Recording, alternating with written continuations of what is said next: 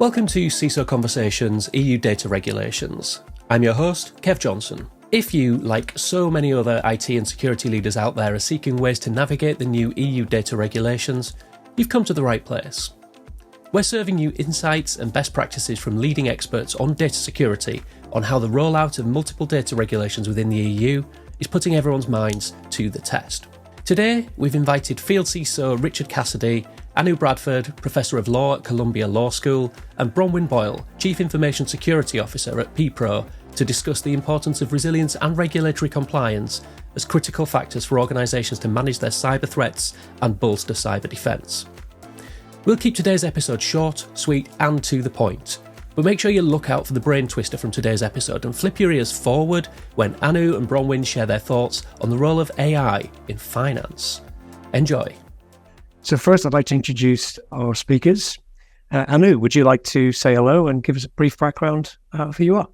Yeah, thank you so much, Richard. Delighted to share this conversation. My name is Anu Bradford. I'm professor at Columbia Law School, where I work on digital regulation, European Union law, among other topics. And I am an author of 2 books that may be relevant for this conversation. So The Brussels Effect, How the European Union Rules the World, which talks about the outsized influence that European Union has in global regulatory space. And most recently, I authored a book called Digital Empires, the Global Battle to Regulate Technology. Fantastic. Very excited to hear some of your thoughts on the discussion today. And I'd also like to introduce Bronwyn Boyle. Bronwyn, would you like to introduce yourself? Thank you very much, Richard, and thank you so much for the invite to attend today. It's a real pleasure to be here. So my name is Bronwyn Boyle. I'm a Chief Information Security Officer and also Cybersecurity Advisor. I've got over 20 odd years in fintech and financial services. And it's a real pleasure to join the discussion. Fantastic. Super excited to have you with us also. Well, look, I think we should delve into our first discussion point. Anu, I think if we start with you, your book, Digital Empires, right, The Global Battle to Regulate Technology, a fantastic book. It's quite relevant given the discussion today. And with your experience in international trade law and digital regulation, I'd love if you could shed some light on how global financial institutions can effectively navigate the complex web regulations. And also, I think an additional question to add on to that, are regulations impacting the competitive landscape in the financial services industry? Or do you think they're supporting competitiveness on a regional or global scale? So I think complexity is exactly the right word, how you describe the increasingly multifaceted digital regulatory environment, which the financial institutions, among others, are forced to navigate. So we see more players in the governance space, so more governments are getting active in passing digital regulations, and those regulations take different shape. So we have data privacy, data governance, artificial intelligence, cybersecurity, data resilience laws. And those laws obviously vary from jurisdiction to another. So any financial institution with a global or like more than a national footprint needs to be aware of the different demands that different regulators impose on them. And sometimes these are the worst scenarios. Those regulations are outright conflicting. Another issue that you see is that these multifaceted regulations now have been enacted in an increasingly tense geopolitical environment, where we see an increase in terms of sophistication and frequency of cyber attack. So cybersecurity and data security is now at the top of the minds of regulators everywhere. And we are fighting a tech war. So we are seeing increasing tensions, in particular between the 2 technological superpowers, so the United States and China. And that is obviously heightening the stakes. And both are very concerned on the security of infrastructure and security of data that we are transferring from jurisdiction to another. So data security rules are the ones that I would really emphasize now as one of the most constraining ones. So if I just give you one example, so the data governance in China has now become very, very tight with the new data security law. And that is effectively forcing, to some extent, data localization in China. So it's increasingly hard to then transfer data across the borders, which is problematic. For instance, when you have Chinese companies listing in foreign stock exchanges. And we had a very infamous case when Didi, which is a Chinese version of Uber, listed in the New York Stock Exchange, and a few days later faced a data security review by Chinese authorities, which then spooked the investors and sent the stock in tailspin and led into an actual situation where Didi was forced to delist from the US, from the New York Stock Exchange. And now that has resulted into these prolonged negotiations between the US and China, whereby the US Securities and Exchange Commission wants more disclosure from Chinese companies that are listing in the US in order to protect US investors. And that very same information now is according to the Chinese authorities, not available to be shared. That needs to stay in China. So companies now face this very difficult situation whereby they cannot at the same time comply with the data requests by the US authorities and the disclosure bans by the Chinese authorities. And that obviously makes it complicated for auditing firms. That makes it complicated for investment banks that have been benefiting from assisting these foreign listings. So those are just some of the issues that really capture the complexities. We could also talk about the infrastructure concerns. So massive bans by the US to prevent Huawei and other Chinese companies for building digital infrastructure. So there's a lot of concern around whether it's data centers, undersea cables, the 5G networks that we are using to transfer data. So definitely a challenging environment on many different dimensions. I know you've opened a Pandora's box there of things to consider for the audience. I mean, undoubtedly, we almost are in a tribal kind of politics scenario with regards to regulations, right? You have what you're talking about in the eastern side of the globe, then back in the west, and then here in Europe. There seems to be almost competing agendas, and I'm sure we'll touch on some of this a little bit later. But I do see, certainly from what you're saying, there is a consistent drive to get benefits from regulations that are just beyond kind of audit points and government inspection capabilities. It's more about getting an outcome that serves the businesses. So, and it's interesting to hear the differences between both sides of the globe there. So thank you for that. Bronwyn, if I shift to you, and I think bringing back focus to Western European region for the moment, and more specifically the UK, DORA, right? DORA is certainly on the minds of almost all financial institutions at present. In the UK, it's something they have to consider, right? And we have other regulations in the UK that are going to be important there. But what are you seeing in terms of DORA alignment initiatives in the UK and, of course, further afield? Do UK organizations need to take note in relation to DORA? And we know about the PRA and the PRA is an intersection with this. But what needs to be considered to ensure that businesses in the UK aren't falling short, or won't fall short, more importantly, come the deadline in January 25?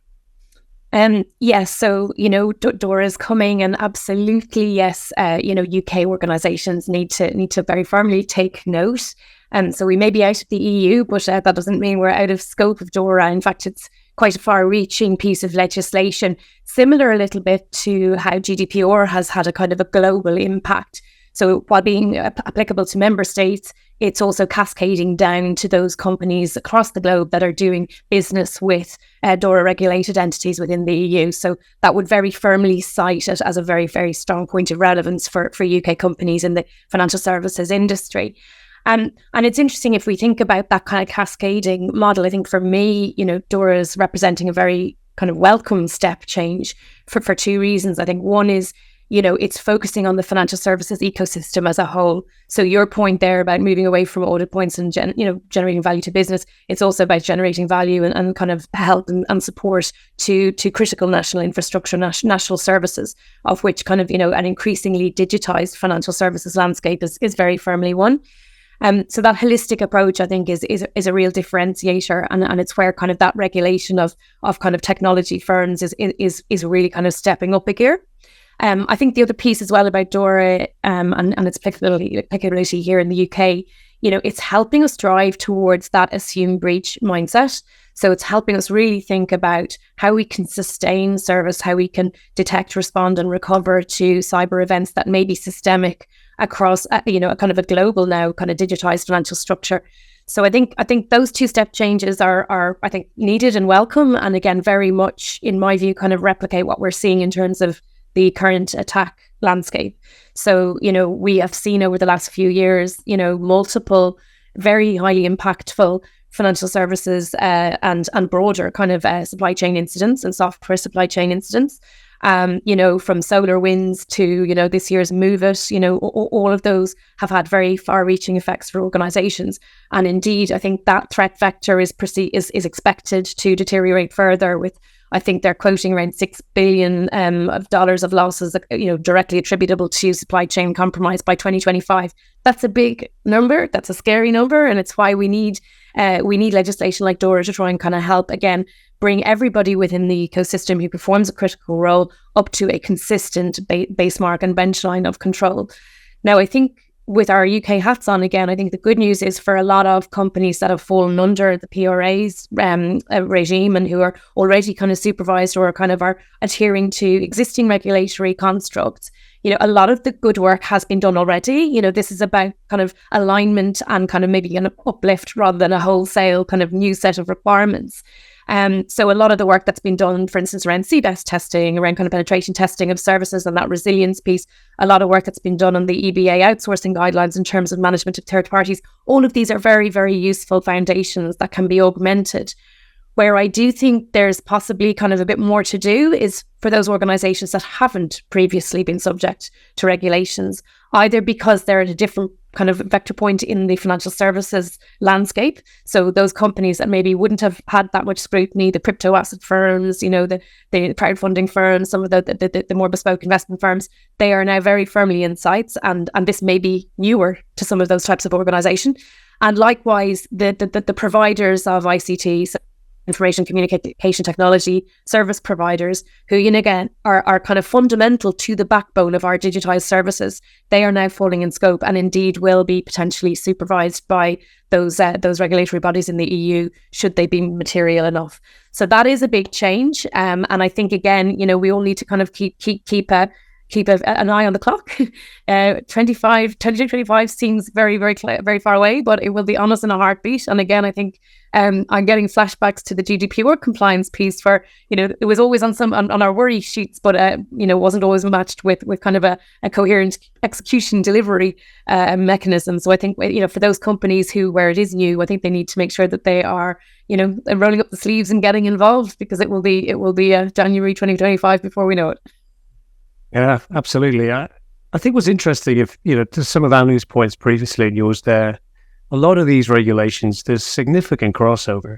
And as we said, the current regulations are certainly helping organizations prepare better for the breach scenario. And not just breaches, okay? It's also about, as you said, Bronwyn, infrastructure failures or failures of services. If you look at DORA and NIS2, if you look at what the SEC are doing on cybersecurity regulations, there was a hyper-focus in the past to look at how quickly can you identify something and how quickly can you report it. Now it's about how quickly can you recover from a worst-case scenario, how well can you share that data. So I do believe we're moving in the right direction, and it's a great place to be for industry. Don't be afraid of these regulations. They may be slightly cumbersome, may be painful in some areas to adopt, but once you get there, I think there will be a genuine paradigm shift in your capabilities. But let's move the conversation a little bit. And Neil, I'm going to come to you on the point of artificial intelligence, right? It's now one of the top discussion points strategically at board level. I've been at events recently with vendors like Microsoft, for example, and AI was a really big talking point at these trade shows on the minds of customers. So looking at artificial intelligence, right, and how this will inevitably interact with regulations in terms of alignment, right, and achieving the ongoing changes, etc. What are you seeing across other continents, right, the US, China, for example, in terms of these regulations with artificial intelligence? I'd be really interested to hear your thoughts. Yeah, so absolutely. This is a huge topic for all industries, but very much so for the financial sector. So if you think about how artificial intelligence can help the sector in many ways, so it is used for credit scoring, so measuring the credit worthiness of individuals, for market forecasting, for fraud detection, regulatory filings. And in many ways, I think it can be a great assistant and lead to better decision making. But there are obviously some significant concerns associated with this. So we all have heard about this generative AI, ChatGPT hallucinating, We certainly don't want traders to rely on information like that. And banks to make extremely important decisions that have consequences that are far-reaching, both within the institution, but also potentially contribute to systemic risk if that is based on data that is corrupted, that is then fed into these algorithms and built into various AI models. So this is now explains why AI is at the forefront of the minds of the regulators everywhere. And I would say that we have quite different approaches emerging. So the European Union, like Bronwyn already mentioned, the GDPR, the Europeans generally have the instinct that we need to be preemptive, we need to be precautious, and enact binding regulations. So the Europeans are at the final stages of negotiating and reaching an agreement on an AI Act, which is expected to be adopted still by the end of this year. So this will affect financial institutions in several ways. One of the most obvious one is that the certain activities that are very common among financial institutions are identified as high-risk AI systems under this Act. And one is exactly the determination of who has access to credit, because the concern there is discrimination. It could really affect the fundamental rights of individuals if they, for instance, are denied access to credit because of some error in these algorithms. So if you are a provider or you deploy an AI system that is used in these high-risk settings, you have extensive governance obligations. So you need to ensure that the data behind these algorithms, behind these AI systems is accurate, that it is comprehensive, that you also keep that data secure. So this is how cybersecurity is fed directly into the obligations of providers of these high-risk AI systems. You need to ensure transparency, so explainability. So you actually need to be able to explain to individuals why certain decision pertaining to their rights was reached. So these obviously set a tremendous data governance obligations for developers of those models, but also those who then decide to deploy, acquire those models or build bespoke models based on models that have been developed by other providers. So the European Union is something that everybody now is watching what happens with the AI Act. The Chinese are also very invasive, some would say, or very ambitious in regulating AI. There is a new regulation of generative AI, which is basically a licensing regime. So certain types of AI providers, including providers of these foundation models, need to obtain a license and go through the kind of security review. So that sets some constraints into the providers.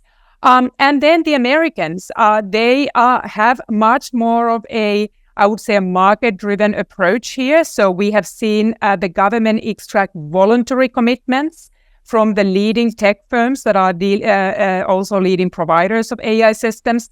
And right now we have a brand new executive order from the White House. So in the absence of binding AI regulation expected from the US Congress, President Biden is moving forward with an executive order that basically tasks the various sectoral agencies with vigilant obligations relating to various harms that can materialize.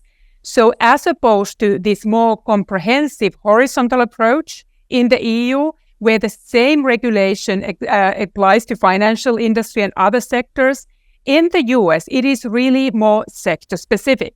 So there are sector-specific financial regulation, whether we talk about Fair Credit Reporting Act or Equal Credit Opportunity Act, where we then need to make sure that even if you use AI in order to provide these services, that consumers' rights are being protected. So that's just kind of a broad overview, but I think we can talk much more about the details of the EU's AI Act or anything else that is particularly interesting.